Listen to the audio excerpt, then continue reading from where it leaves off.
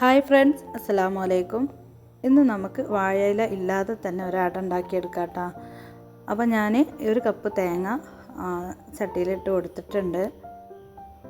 ഇനി അതുപോലെ തന്നെ ആ ഒരു കപ്പ് തേങ്ങക്കനുസരിച്ചിട്ട് തന്നെ കുറച്ച് ശർക്കരപ്പാനി ഒഴിച്ചിട്ടുണ്ട് കേട്ടോ. അതേ അളവ് തന്നെ ശർക്കരപ്പാനി ഒഴിച്ചിട്ടുണ്ട്. ഇനി ഇത് നന്നായിട്ടൊന്ന് ഇളക്കി കൊടുക്കുക.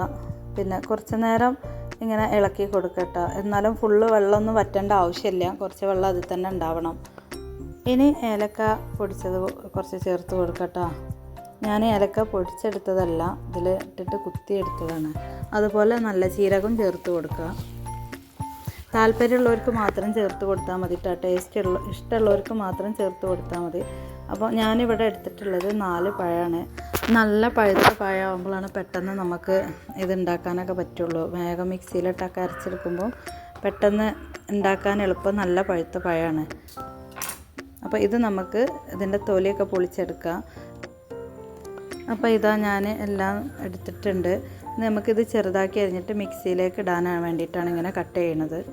അപ്പോൾ ഇങ്ങനെ കട്ട് ചെയ്തിട്ട് മിക്സിക്ക് ഇട്ടെടുക്കുക. ഇത് നമുക്ക് അരച്ചെടുക്കേണ്ട ആവശ്യമുണ്ട്, അപ്പോൾ അതുകൊണ്ടാണ്.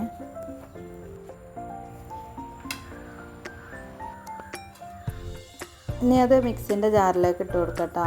വെള്ളമൊന്നും ചേർക്കരുത്. ഇത് അരച്ചെടുക്കുമ്പോൾ ഒന്നും ചേർക്കാതെ ഇത് മാത്രം അരച്ചെടുത്താൽ മതി.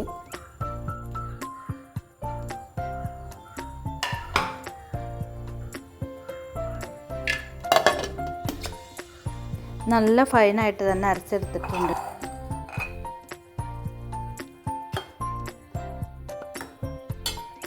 ഇനി നമുക്ക് അതിലേക്ക് കുറച്ച് ഒരു തവി ഗോതമ്പ് പൊടി ഇട്ട് കൊടുക്കട്ടോ.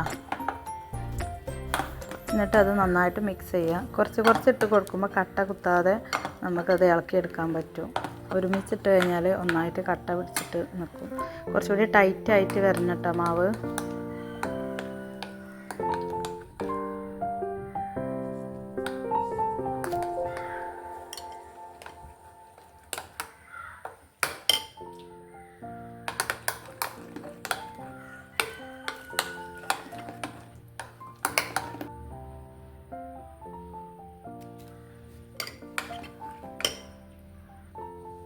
അത് ടൈറ്റ് ആവാത്തതുകൊണ്ട് ഒന്നും കൂടി മിക്സ് ചെയ്ത് കൊടുത്തിട്ടുണ്ട് കേട്ടോ.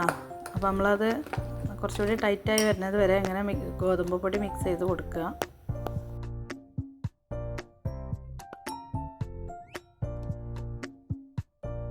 ഇത് നമ്മൾ ഉണ്ടാക്കാൻ പോകുന്ന പഴത്തിൻ്റെ തൊലിയിലാണല്ലോ. അപ്പം ഇതിലേക്ക് നന്നായിട്ട് ഫില്ല് ചെയ്ത് കൊടുക്കട്ടത്.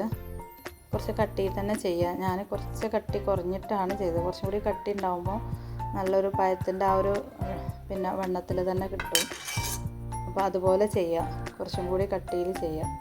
ഇത് പിന്നെ അവിടെ മാവ് വെച്ചെടുക്കണം. ഇതിങ്ങനെ പുറത്തേക്ക് വരണ്ടെന്ന് കരുതിയിട്ടാണ്.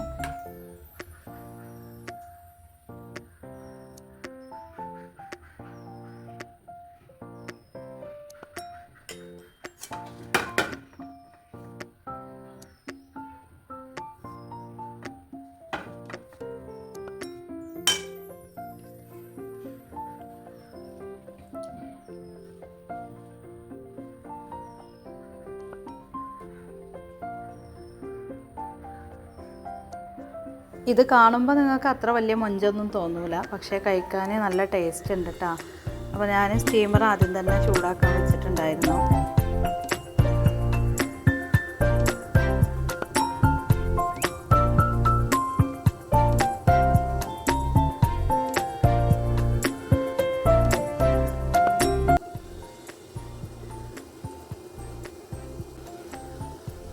ഇനി നമുക്ക് സ്റ്റീമർ അടച്ചു കൊടുക്കട്ടോ. ഒരു 10 മിനിറ്റാണ് ഇതിൻ്റെ വേവുള്ളത്.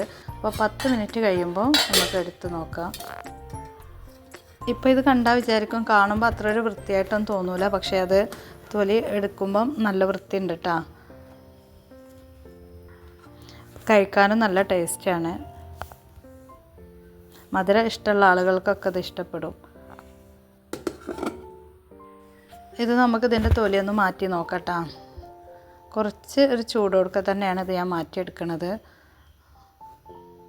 ചൂടോടുക്ക കഴിക്കാനും ടേസ്റ്റ് ഉള്ളത് കേട്ടോ. ചൂടോടുക്ക നല്ല ചൂടുള്ള സമയത്ത് തന്നെ ഇത് കഴിക്കും വേണം, അപ്പോഴാണ് ഇതിൻ്റെ ടേസ്റ്റ് കിട്ടുന്നത്.